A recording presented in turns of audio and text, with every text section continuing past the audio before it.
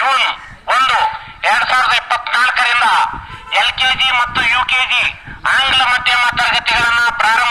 ಇದೇ June 1, 2024ರಿಂದ LKG ಮತ್ತು UKG ಆಂಗ್ಲ ಮಾಧ್ಯಮ ತರಗತಿಗಳನ್ನು ಪ್ರಾರಂಭ ಮಾಡಲಾಗುತ್ತಿದ್ದು, LKGಗೆ 4 ವರ್ಷ, UKGಗೆ 5 ವರ್ಷ ವಯಸ್ಸಾಗಿರಬೇಕು.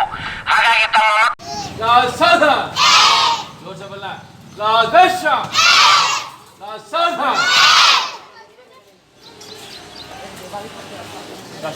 ಜನಗಣ